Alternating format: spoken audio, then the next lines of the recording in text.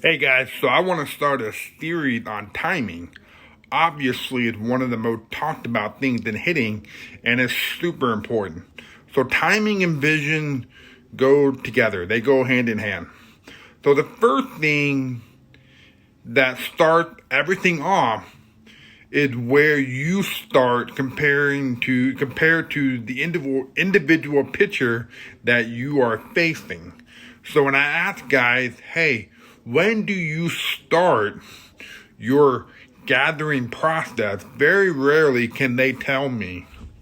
And so now they're struggling against guys who throw harder, guys who throw slower, guys who have a funky delivery, guys who have funky tempos, guys who have different arm slots. So they start to struggle against something that's a little bit different.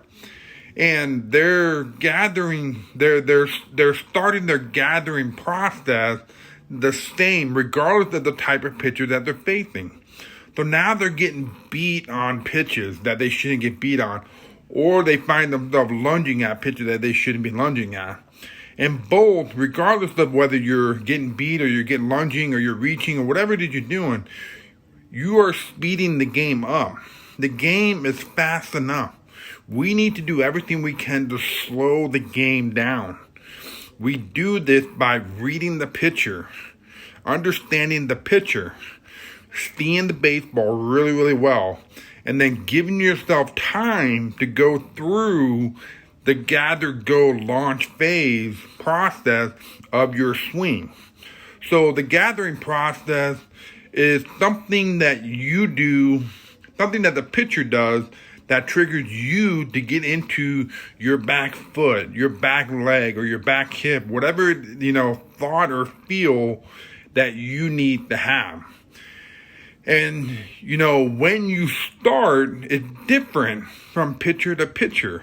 Again, based on what he throws, how he throws, his delivery, his tempo, his arm slot, the pitches he type of throws, and the adjustment that you need to make.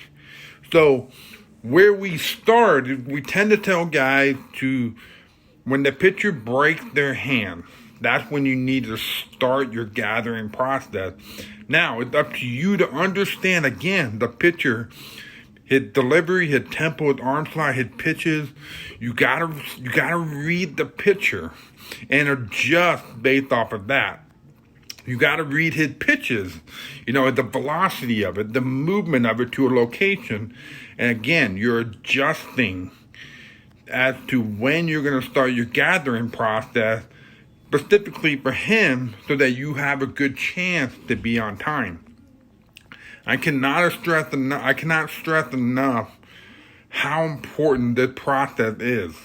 Hitters I work with never stop hearing me talk about how important it is to read the pitcher, because the number one reason why hitters struggle is because they don't understand how to read the pitcher. And each pitcher is different and has unique abilities that we have to take in consideration when we're developing our strategy against him. And so they get to a point where they're able to have a trigger specifically to him, which is the domino effect to the other timing pieces of hitting.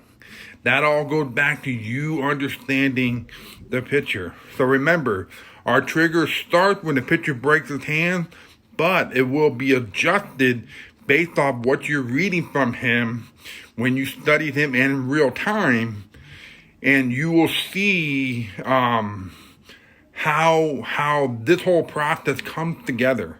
Reading him and seeing, using your eyes and timing. So vision and timing and studying the pitcher all work together. So I hope this makes sense. Again, vision and timing go hand in hand.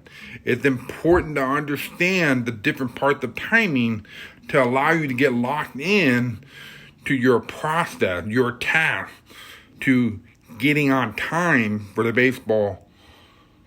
So I gotta ask you while you are here, are you ready to hit at the next level? Click the link in the bio and download the scorecard, and I'll show you where you are at and where you need to get. And if you want to improve your score, text me ASAP and let's get you to the next level.